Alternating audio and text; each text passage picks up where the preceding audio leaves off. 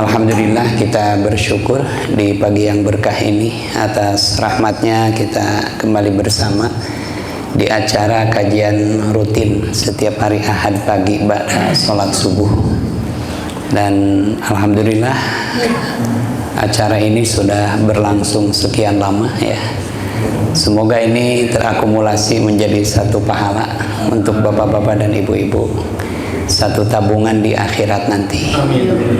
Dan insya Allah ini menjadi jalan mudah menuju surga ya. Man salaka tariqan yaltamisu fihi ilman sahalallahu lahu tariqan ilal jannah. Barang siapa yang menempuh jalan untuk mencari ilmu, maka Allah akan mudahkan jalan baginya menuju surga. Nah, mudah-mudahan ini jalan kita menuju surga, dan jangan sampai jalan yang mudah ini ditinggalkannya Bapak Ibu.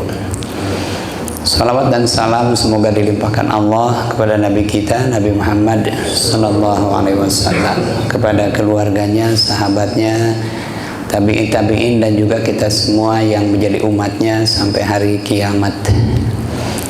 Bapak Ibu, pada kesempatan yang berkah ini saya ingin menyampaikan satu tema ya, mungkin pernah dibahas tema ini oleh ustadz yang lain, tapi mudah-mudahan kalaupun sudah pernah dibahas, mudah-mudahan ini mengingatkan kembali. Temanya yaitu berniaga dengan Allah ya. Berniaga dengan Allah atau berbisnis ya dengan Allah. Nah, tema ini dijelaskan di surah yang ke-61, surah As-Saff ayat 10 sampai dengan ayat 14 ya. Surah As-Saff ya, bisa dilihat Bapak Ibu yang bawa HP, ayat 10 sampai 14. A'udzubillahi minasyaitonirrajim. Ya ayyuhalladzina amanu hal adullukum ala tijaratin tunjikum min adzabin alim. Tu'minuna billahi wa rasulihi wa tujahiduna fi sabilillahi bi amwalikum wa anfusikum. Dzalikum khairul lakum in kuntum ta'lamun.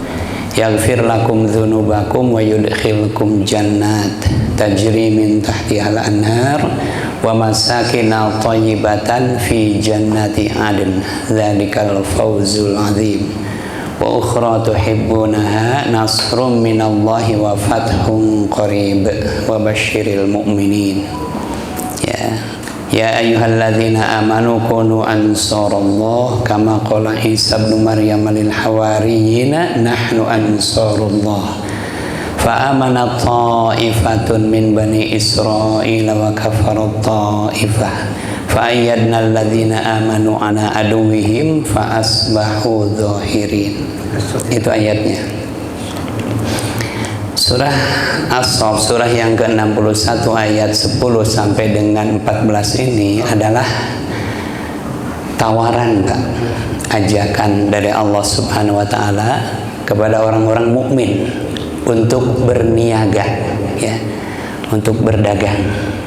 Makanya yang ditawarkan di ayat itu adalah tijarah. Tijarah itu perdagangan atau niaga ya, atau bisnis lah.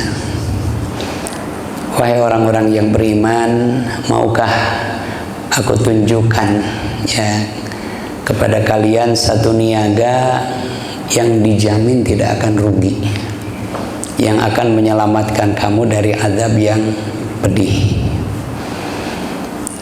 Bapak Ibu, kenapa yang ditawarkan itu niaga ya? Kenapa bukan pekerjaan, Pak?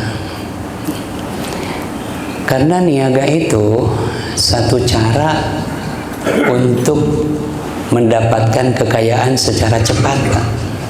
Ya. Satu cara untuk mendapatkan kemakmuran ya secara cepat. Makanya kenapa bukan pekerjaan yang ditawarkan, tapi niaga yang ditawarkan. Kalau jadi pegawai negeri, Pak, mau kayanya itu lama. Ya. Atau jadi karyawan mau jadi kayanya itu lama. Tapi kalau berdagang, berniaga, nah itu dalam waktu singkat itu bisa cepat kaya. Ya, hanya dengan setahun atau 2 tahun sudah bisa kelihatan itu. Ya. Dan di Quran di beberapa ayat disebutkan bahwa kita ini memang berniaga. Antara orang-orang mukmin ya dengan Allah itu terjadi transaksi jual beli. Ya. Surga itu didapat dengan cara berdagang, Pak, bukan gratis ya. Nah, ini di antara ayatnya. Atau di surah At-Taubah ya, yang ayat yang ke-111, Allah Subhanahu wa taala berfirman, "Innallaha ashtara minal mu'minin anfusahum wa amwalahum bi anna lahumul jannah. Yuqatiluna fi sabilillah fayaqtuluna wa yuqtalun." Sesungguhnya Allah membeli dari orang-orang mukmin, membeli bahasanya. Ya. Apa yang dibeli? Ya, amwalahum wa anfusahum, harta dan jiwa mereka. Jadi harta dan jiwa orang-orang mukmin itu dibeli Allah. Dengan apa Allah membelinya? Dengan surga. Jadi Allah membeli dengan harga yang sangat mahal, yaitu surga. Ya. Bapak Ibu, apa yang dimaksud dengan jiwa dan harta? Ya, Allah akan membeli dari orang-orang mukmin jiwa dan harta mereka dengan surga. Apa yang dimaksud jiwa dan harta? Seluruh amal kita, ibadah kita, sholat kita, saum kita, zakat kita, sedekah kita, itu akan menjadi komoditi, menjadi barang yang akan kita jual kepada Allah, dan Allah akan membelinya dengan surga dengan harga yang sangat mahal. Ya. Jadi jual beli, transaksi jual beli. Ya, kita sebagai penjual dan Allah sebagai pembeli. Ya. Jadi amal-amal kita semuanya itu menjadi barang komoditi yang akan dijual. Pertanyaannya, Pak, kira-kira barang kita laku dijual, Pak? Nah, itu pertanyaannya. Sholat kita, saum kita, ya zakat atau sedekah kita, amal-amal ibadah kita, kira-kira laku dijual? Dan Allah mau membeli kira-kira? Ya. Nah, paling kalau insya Allah lah laku, nah itu pede, Pak. PDWG, pede walaupun goreng.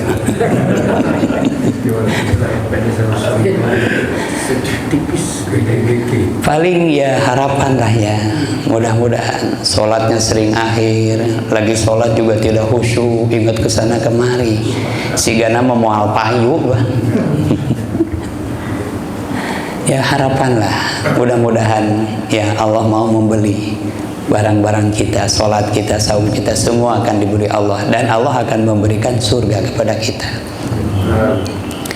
Nah, ini surah 61 ayat yang ke-10, ini tawaran. Ya, wahai orang-orang yang beriman, maukah aku tunjukkan satu niaga ya yang menyelamatkan kamu dari azab yang pedih? Apa, Pak? Di ayat ini Allah Subhanahu wa taala memberikan jaminan ya. Apa jaminannya? Bahwa niaga yang ditawarkan ini tidak akan rugi. Ya. Di sini Pak, ruginya itu apa? Tunjikum min azabin alim, menyelamatkan kamu dari azab yang pedih. Bapak Ibu, tidak ada rugi ya, tidak ada rugi yang paling ditakutkan kecuali apa? Rugi sampai apa? Si pedagang itu tersiksa. Bukan hanya bangkrut, bukan hanya modalnya habis, tapi juga dia menderita. Makanya di sini disebutkan menyelamatkan kamu dari azab yang pedih. Ini rugi yang paling besar. Dan kerugian itu menjadi sesuatu yang ditakutkan oleh semua pedagang. Makanya ini yang pertama kali disebutkan jaminannya. Ya, bahwa niaga ini dijamin tidak akan rugi. Bapak-bapak, ibu-ibu, ya, saya mau tanya, kalau ada orang yang kita percaya, jujur, amanah, bertanggung jawab, ya, dan kita tahu orang itu baik seperti itu, lalu datang kepada kita, menawarkan, ya mengajak bisnis lah, ngajak bisnis. Dan ia menjamin bisnis ini tidak akan rugi. Ya, bisnis ini betul-betul menguntungkan, dijamin tidak akan rugi. Dan kita percaya, Pak. Karena orang ini sudah lama kita kenal. Bapak Ibu kira-kira mau? Ya, diajak bisnis pasti mau, Pak. Ya, apalagi dia memberikan jaminan seperti itu. Pasti mau dan harus mau. Ya. Sebab apa? Ini di sini di ayat 10 ini, jika ada orang menolak tawaran ini, kira-kira rugi atau biasa-biasa aja, Pak? Rugi, Pak. Di sini jaminannya menyelamatkan kamu dari azab yang pedih. Artinya kalau tawaran ini tidak diterima, boleh jadi kita kena dengan kerugian itu. Ya. Itu Bapak Ibu. Ada saya punya pengalaman. Ada seorang jamaah yang baru bergabung di pengajian saya di Buah Batu. Dia itu seorang pengusaha, tapi usahanya masih kecil, Pak ya. Orang ini jujur, Pak, jujur, amanah, bertanggung jawab, baik lah. Tapi saya baru kenal. Dia ngajak beberapa jamaah saya untuk bergabung, ya, dengan menanamkan modal. Lalu orang ini ngajak saya, Pak Ustadz, kalau barangkali mau ikutan. Karena baru kenal, ya saya menolak, Pak. Ya terima kasih, lain kali aja gitu.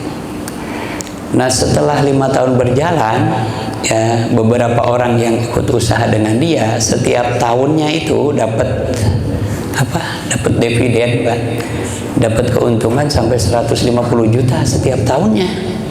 Ya, ketika saya mendengar ya orang-orang yang ikut usaha sama dia dapat keuntungan sebesar itu, kira-kira perasaan saya gimana, Pak? Ya menyesal kan, kaduhung temiluan, ya. Sampai istri saya kenapa tuh gak ikut gabung. Ya baru kenal, ya ada rasa takut, ada rasa khawatir. Kenapa khawatir? Pengalaman Pak sering ditipu. Ada orang ngajak usaha, itu pengalaman sering ditipu. Jadi itu tuh dampaknya, ya. Ini Bapak Ibu, yang menawarkan niaga ini adalah Allah Subhanahu wa Ta'ala, yang dijamin pasti benar. Karena Allah tidak akan pernah menyalahi janjinya. Di Quran banyak sekali ayat yang berbunyi innallaha la yukhliful mi'ad. Allah itu tidak akan menyalahi janjinya. Ini. Kemudian bentuk niaganya seperti apa? Ya, jadi niaga yang ditawarkan Allah itu bentuknya seperti apa, Pak? Apakah berdagang di pasar baru atau membangun proyek gitu ya? Nah, ini di ayat 12 dijelaskan bentuk niaganya. Ayat 11, Pak, bukan 12. Di ayat 11 ya bentuk niaganya seperti itu. Tu'minuna billahi wa rasulihi wa tujahiduna fi sabilillahi bi amwalikum wa anfusikum. Ini bentuk niaganya. Kamu beriman kepada Allah dan Rasulnya, ya, dan berjihad, ya, di jalan Allah dengan harta dan jiwa.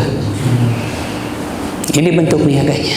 Beriman kepada Allah, percaya kepada Allah, yakin seyakinnya kepada Allah bahwa tiada Tuhan selain Allah, tidak ada yang berhak disembah kecuali Allah. Yakin seyakin-yakinnya, ya, bahwa Allah adalah Tuhan yang Maha Esa, yang Maha Perkasa, Tuhan yang menciptakan alam semesta, Tuhan yang mengatur seluruh kehidupan manusia. Ini harus menjadi keyakinan kita. Beriman kepada Allah artinya yakin seyakin-yakinnya bahwa Allah Subhanahu wa Ta'ala yang mengatur segalanya, Pak. Ya. Allah yang menerbitkan matahari, ya, dari timur kemudian terbenam di barat. Allah yang mengatur cuaca, Allah yang menurunkan hujan, Allah yang memberikan rezeki kepada seluruh makhluknya. Allah Subhanahu wa Ta'ala yang memberikan kehidupan kepada kita. Ya, ini harus menjadi keyakinan. Kita semua tinggal di bumi Allah, bernaung di bawah langit Allah, dan rezeki yang kita makan pun semua pemberian Allah.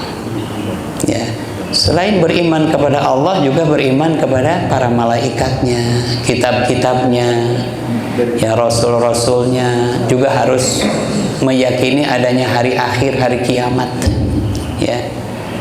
Dan juga beriman kepada qada dan qadar, segala ketetapan Allah yang diberlakukan untuk seluruh makhluknya. Ini namanya iman, ya. Tu'minuna billahi wa rasulih, beriman kepada Allah, ya. Dan Bapak Ibu, selain beriman kepada Allah, ya, ini bentuk niaganya, juga harus beriman kepada Rasulnya. Ya, kalau Bapak Ibu lihat di surah 61 tadi ayat yang 11, kata Rasul itu disebut sekali atau dua kali, Pak? Tu'minuna billahi wa rasulihi. Sekali atau dua kali? Sekali. Beriman kepada Allah dan Rasulnya, bukan Rasul-Rasulnya, Rasulnya. Kalau disebut sekali berarti siapa yang dimaksud? Nabi Muhammad SAW. Ya.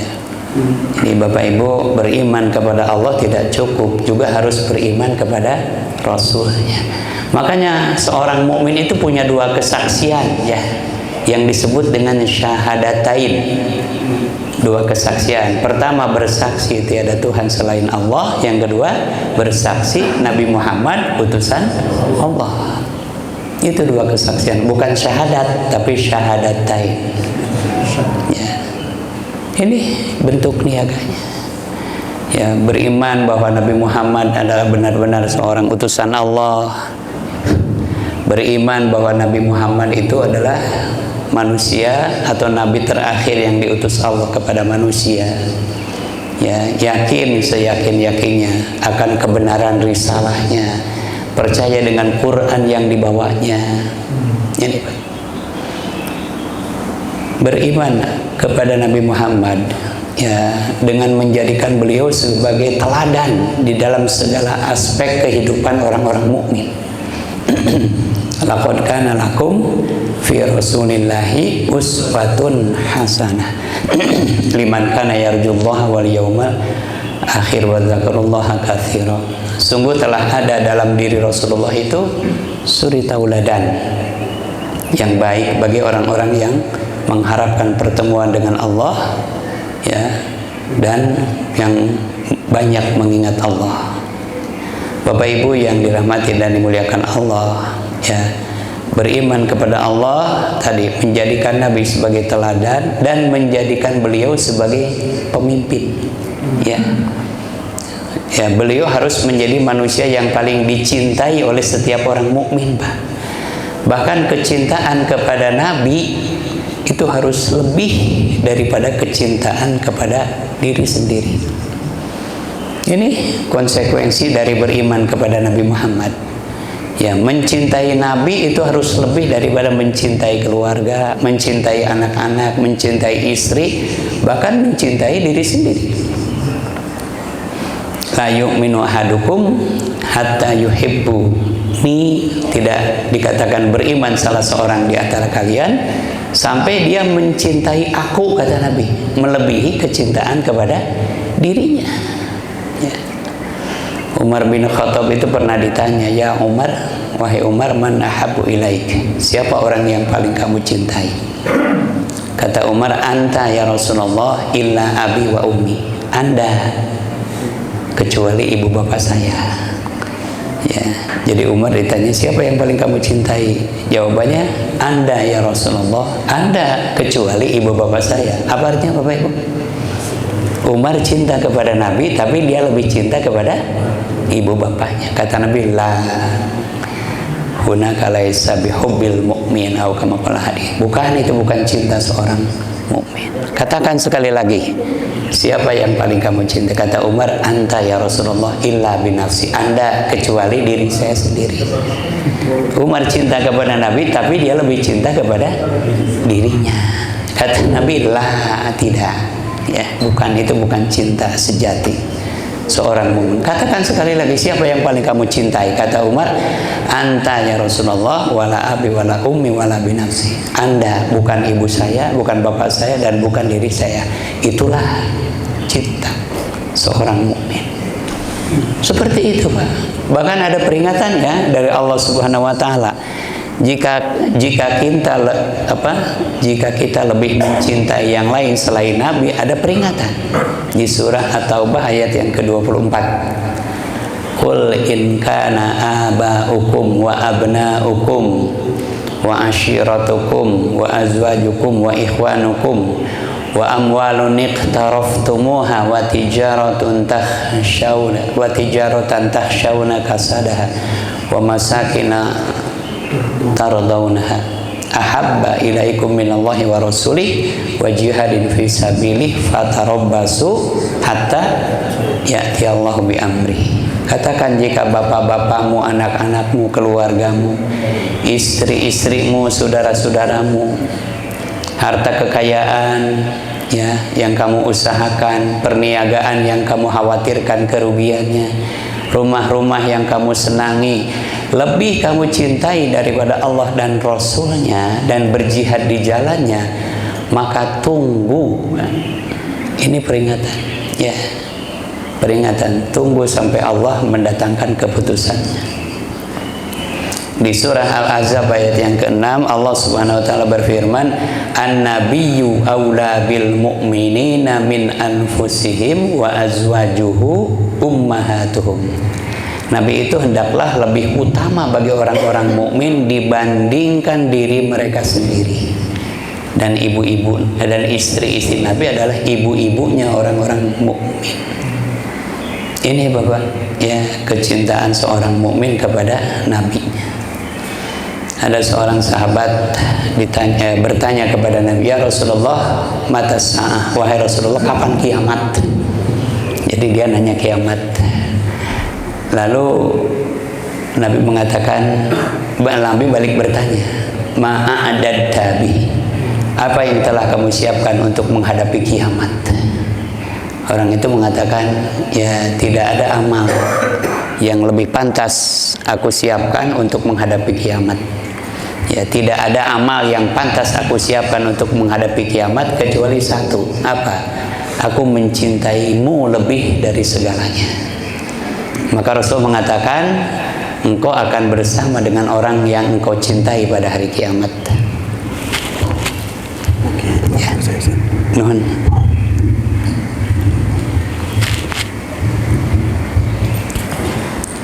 Cek, nah itu Bapak Ibu ya, bagaimana cara kita mencintai Nabi ya Bapak Ibu, ini bukti mencintai. Saya suatu hari lewat Jalan Gatot Subroto Cimahi, Pak. Di tengah jalan itu ada spanduk besar, I love Persib. Saya cinta Persib. Para siapa Pak? Bobotoh ya, Bobotoh. Bapak-bapak, ibu-ibu, jika ada pertandingan Persib ya di Jalak Harupat misalnya, biasanya pertandingan itu diselenggarakan di malam hari pada maghrib biasanya. Apa yang dilakukan para bobotoh Pak ketika mereka tahu Persib akan bertanding? Bertanding jam 7 malam. Nah, kira-kira jam berapa mereka datang ke sana? Itulah. Di subuh kene meureunnya.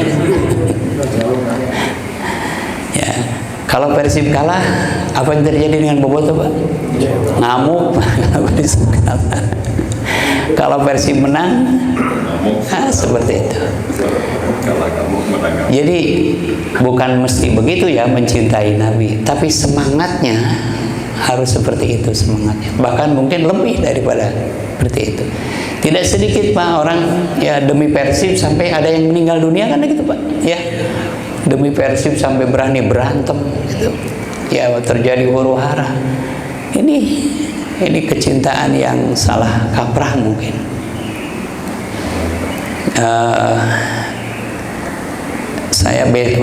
Saya punya besan tinggalnya di Jalan Tanjung Sari, Antapani. Ya, berdekatan dengan rumahnya Ariel Noah, ya. Ariel Noah. Suatu hari saya berkunjung ke sana, banyak orang di situ. di depan rumahnya Ariel itu. Rupanya ada bintang pujaannya sedang ke situ. Orang-orang manggil Mas Ariel gitu. Keluar dong Mas gitu.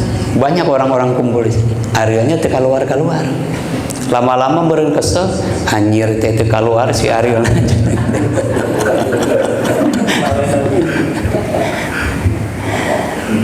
Banyaklah orang menunjukkan kecintaan, ya. Kira-kira semangatnya seperti itu, Bapak Ibu. Jadi kembali tadi, niaga yang ditawarkan Allah itu bentuknya beriman kepada Allah dan Rasulnya, ya. Dan watujahiduna fi sabil, dan berjihad di jalan Allah dengan harta dan jiwa, ya, berjihad. Berjihad dalam arti sebenarnya adalah berperang, Pak.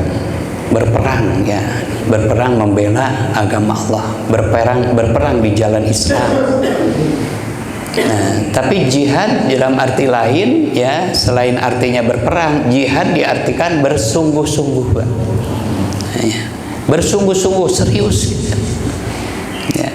Kenapa ini jihad ini menjadi bentuk niaga? Ya, karena bapak-bapak, ibu-ibu bersungguh-sungguh itu menjadi kunci kesuksesan, menjadi kunci keberhasilan.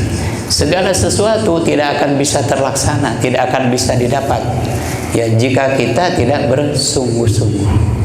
Ya, makanya di dalam menjalankan syariat Islam juga harus ada kesungguhan di situ menjalankannya. Ya. Dan ini menjadi bentuk niaga, berjihad.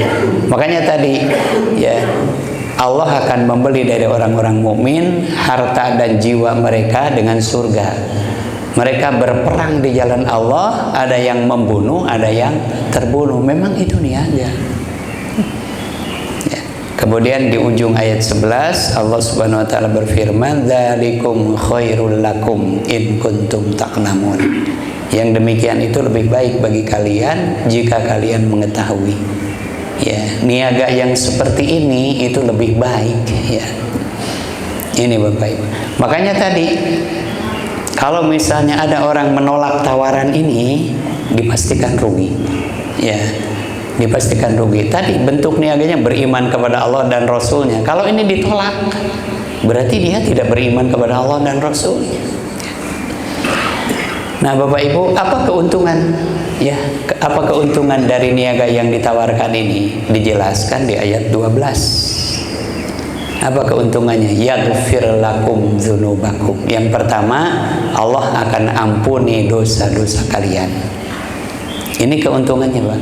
Diampuni dosa. Bapak Ibu, penting nggak diampuni dosa? Penting, sangat penting diampuni. Makanya yang keuntungan yang pertama kali disebut di sini itu diampuni dosa. Karena mendapatkan ampunan itu sangat penting. Ya. Kenapa penting diampuni dosa? Karena dosa itu selalu mendatangkan dampak buruk bagi pelakunya. Dosa bisa menjadi penyebab seseorang masuk neraka. Dosa juga bisa menjadi penghalang dia masuk surga. Dosa juga bisa menjauhkan seseorang dari rahmat Allah. Dosa juga bisa menjadi penyebab terhalangnya doa-doa kita. Makanya penting, Bang. Ini satu contoh misalnya dosa nih, bahayanya dosa. Dosa syirik, menyekutukan Allah. Di surah Al-Maidah ayat yang ke-72 Allah Subhanahu wa taala berfirman, "Wa may yusyrik billah faqad haramallahu alaihil jannah wa ma'wahun nar." Barang siapa yang mempersekutukan sesuatu dengan Allah, Allah haramkan baginya masuk surga dan tempatnya adalah neraka. Ini dosa, ya, dampak dari dosa. Ya. Makanya penting ampunan ini. Bapak Ibu, demi mendapatkan ampunan, boleh jadi seseorang mau melakukan apa saja. Kalau ada orang bersalah, Pak, kemudian ia harus masuk penjara dan divonis 10 tahun. Dia punya kesempatan untuk bebas sebelum 10 tahun dengan mengajukan apa, Pak? Grasi, ya, grasi atau amnesti begitu. Ya, dari presiden. Kira-kira demi mendapatkan grasi ampunan, dia mau melakukan apa saja, Pak? Mau, ya. Ini pentingnya ampunan. Makanya ini kenapa yang pertama disebut di sini adalah ampunan, ya. Pengampunan itu sangat penting. Ya, seseorang yang berdosa jika tidak diampuni, wah ini bahaya. Ya, dia bisa mendapatkan bencana. Dosa itu bisa menjadi beban, ya, bisa menjadi beban berat sehingga seseorang tidak akan bisa sampai kepada Allah. Bapak Ibu, kita semua ini sedang berjalan, sedang bergerak menuju Allah, tapi orang-orang yang berdosa tidak akan sampai. Kenapa? Karena dia terbebani dengan dosa-dosanya. Ini bahayanya dosa. Dan Allah Subhanahu wa taala memberikan kesempatan kepada orang-orang yang terlanjur berbuat dosa, ya, agar ia bisa terhindar dari akibat buruk dosanya, yaitu dengan taubat. Ini fasilitas yang disediakan Allah. Ya, bahkan orang-orang yang berdosa masih punya kesempatan untuk masuk surga. Orang-orang yang berdosa masih punya peluang untuk menjadi orang yang bertakwa. Salah satunya itu bertaubat. Di Quran disebutkan ciri orang yang bertakwa, salah satunya apa? Walladzina idza fa'alu fahishatan aw dzalamu anfusahum dzakarullaha fastaghfaru lidzunubihim. Salah satu ciri orang yang bertakwa adalah orang-orang yang apabila mereka melakukan perbuatan keji, dosa, atau menzalimi diri sendiri dengan maksiat, segera dia ingat kepada Allah dan memohon ampun kepadanya. Itu salah satu ciri orang yang bertakwa. Ya, Rasulullah mengatakan sebaik-baik pendosa adalah yang mau bertaubat. Itu Bapak Ibu. Ini ampunan. Yang kedua, apa keuntungan yang ditawarkan Allah dengan niaga tadi? Di ayat 12, selain diampuni dosa, apa? Wa yudkhilkum jannat. Allah akan masukkan kamu ke dalam surga. Jadi keuntungannya, pertama diampuni dosa, yang kedua masuk surga. Kenapa diampuni dosa dulu, Pak? Karena kalau tidak diampuni dosa tidak akan masuk surga. Ya. Surga itu harus menjadi tempat terakhir bagi kita, bapak-bapak, ibu-ibu. Surga adalah tempat terbaik, ya, tempat yang di dalamnya penuh dengan segala kenikmatan. Ya, tempat yang harus menjadi cita-cita kita, Pak. Bapak Ibu kalau ditanya apa cita-citanya, itu aja, masuk surga. Itu cita-cita kita. Nah, setiap orang, Rasulullah mengatakan, ya, kullu unasin yadkhulul jannah. Setiap orang pasti masuk surga. Illa man aba, kecuali yang tidak mau. Ya. Jadi kata Nabi, setiap orang pasti masuk surga kecuali yang tidak mau. Para sahabat bertanya, wa man aba ya Rasulullah, siapa yang tidak mau itu wahai Rasulullah? Lalu Nabi mengatakan, man ata'ani dakhalal jannah wa man asani fahuwa aba. Barang siapa yang taat kepadaku dia masuk surga, barang siapa yang mendurhakai aku, nah itu yang tidak mau masuk surga. Surga itu ada 100 tingkatan, Pak. Di dalam hadis Sahih Muslim disebutkan surga itu ada 100 tingkatan. Dan tingkatan yang paling tingginya itu adalah tingkatan yang 100. Orang masuk surga di tingkatan mana dia akan berada sesuai dengan amalnya. Ya, sesuai dengan amalnya. Ya, ada yang di tingkatan 100 mungkin, para nabi, para rasul, ada yang di tingkatan 70. Kalau suami istri masuk surga, itu bisa boleh jadi tingkatannya beda.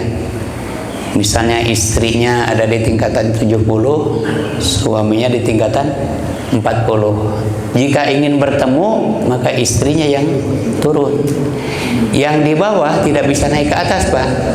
Kalau yang di atas bisa turun ke bawah.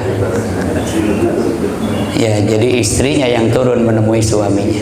Kalau sebaliknya, suaminya di tingkatan 70, istrinya di tingkatan 40. Kalau ketemu, suaminya yang turun. Itu ge lamun inget.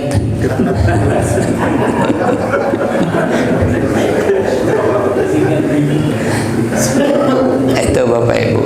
Ya. Jadi diampuni dosa, masuk surga. Ada lagi?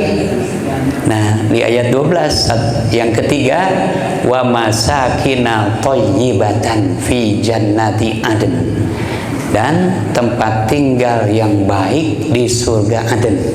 Itu Pak keuntungan yang ditawarkan. diampuni dosa, masuk surga, dan mendapat tempat tinggal yang baik, yang bagus, yang mewah di surga Aden. Surga Aden itu apa? Surga Aden itu surga yang paling indah, Pak. Kalau surga yang paling tinggi itu surga Firdaus, ya. Dalam satu hadits Nabi mengatakan, "Idza sa'altal jannah," kalau kamu minta surga, fas'alil firdaus. Maka mintalah surga Firdaus. Jadi surga itu masing-masing punya keistimewaan. Nah, surga yang paling indah itu Aden. Makanya kata Aden itu sering diidentikan dengan tempat yang bagus. Bahasa Inggrisnya apa, Pak? Eden. Ya, Eden. Di Australia ada satu desa yang indah, yang bagus, namanya Eden Village. Desa Eden. Ya. Dulu ada perempuan ngaku malaikat Jibril, namanya Lia. Lia Edan. Ini Bapak-bapak, Ibu-ibu. Jadi 3 keuntungan tadi, ya, diampuni dosa, masuk surga, dan mendapat tempat tinggal yang baik, yang mewah, yang bagus, ya. Dzalikal fauzul azim. Itulah kemenangan atau keuntungan yang agung. Itulah keuntungan yang, jadi keuntungannya luar biasa seperti itu. Apa cuma 3 itu, Pak? Nah, masih ada disebutkan di ayat yang ke-13. Wa ukhra tuhibbunaha. Dan ada yang lain yang kamu juga pasti suka. Ya, apa itu? Nasrun minallah, pertolongan dari Allah, wa fathun qarib, dan kemenangan yang dekat. Ini 2 keuntungan tambahan yang ditawarkan Allah dari niaga tadi. Ya, pertolongan dari Allah dan kemenangan yang dekat. Bapak-bapak, Ibu-ibu, di dalam tafsir Ibnu Katsir disebutkan keuntungan yang disebutkan di ayat 12 itu keuntungan di akhirat. Sedangkan keuntungan yang ditawarkan di ayat 12 itu keuntungan dunia. Ya.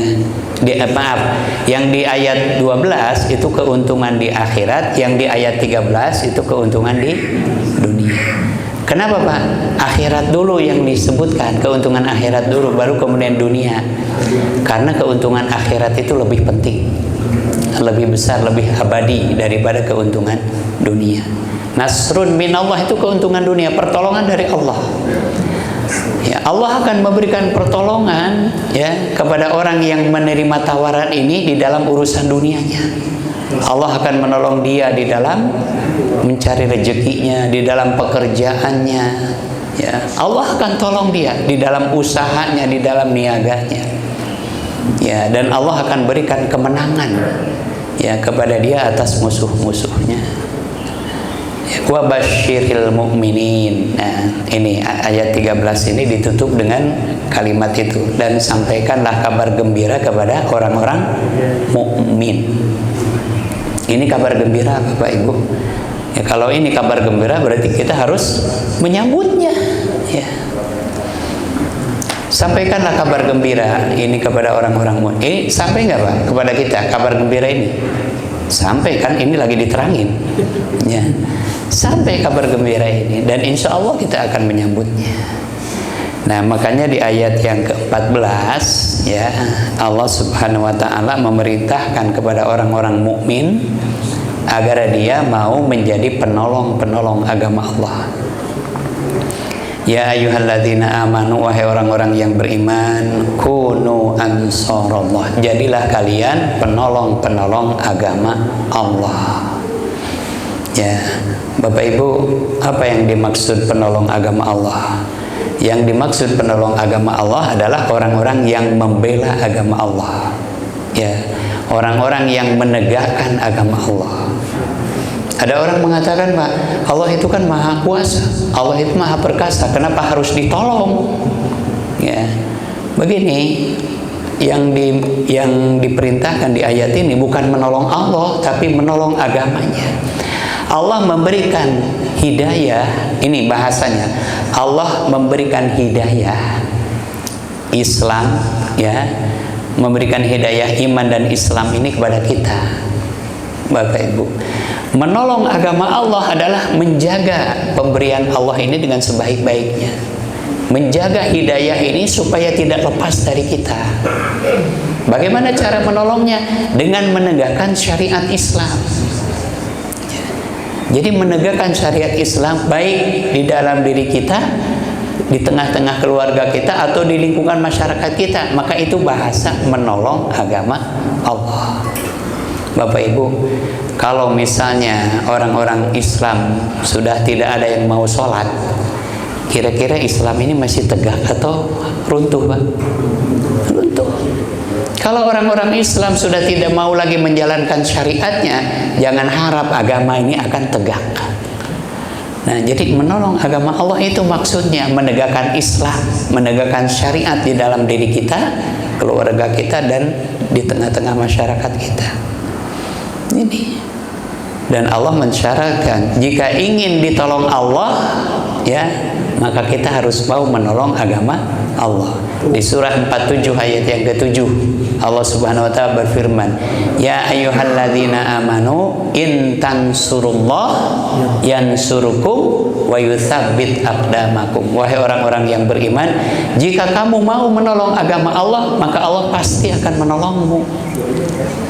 Ya, ini syarat untuk mendapatkan pertolongan Allah. Kita harus mau menegakkan agama Allah. Ya.